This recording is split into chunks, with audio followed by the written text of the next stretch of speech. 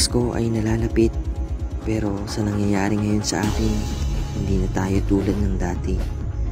Mundo'y para bang binalot ng isang kadiliman kung saan hindi natin nakita ang tunay na kalaban, maghihintay na lang kung kailan masusolusyonan. Pandemya lang ba talaga ang tunay na halimaw? O sadyang hindi lang talaga tayo sanay na ngayon ay hindi na natin alam kung maglilinaw o ba ang lahat? Hindi lang naman pandemya ang kalaban nating lahat. Nandiyan ang gutom, depresyon, higit sa lahat, droga at terorismo. Isa sa kalaban na rin itong mundo, pero huwag mawawalan ng pag-asa. Nandiyan ang Diyos, patuloy na gagabay sa atin at magsasabing hindi tayo nag-iisa. 100 milyong pusong dumadagundong, hindi na mapipigilan, pakinggan ang ugong. Sa dami ng pinagdaanan, nandito pa rin lumalaban, mga ngitian ng katibayan, tibay ng bayan.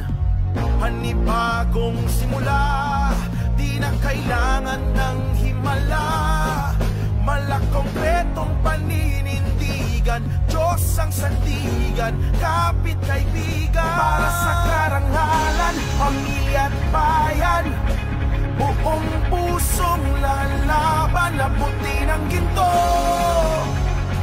atin ang mundo. Para sa kadakilaan, kalayaan, walang atrasan, sige lang laban, ibahin mo ako, Pilipino ako, Pilipino ako. I am a champion, do things that can't be done. This is a revolution, gonna prove my critics wrong. Where I get my energy, my nation cheering for me. You witness celebration, bayanihan's what I see. Ready to win, ready to soar, ready to conquer, ready for more.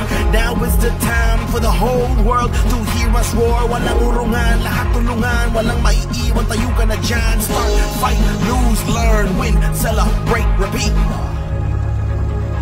Kaya sa Paskong darating, bawat tao ay bigyan ng pansin na kahit sa ganitong sitwasyon, buo at kasama ang pamilya, masaya at siguradong hindi hadlang ang pandemya.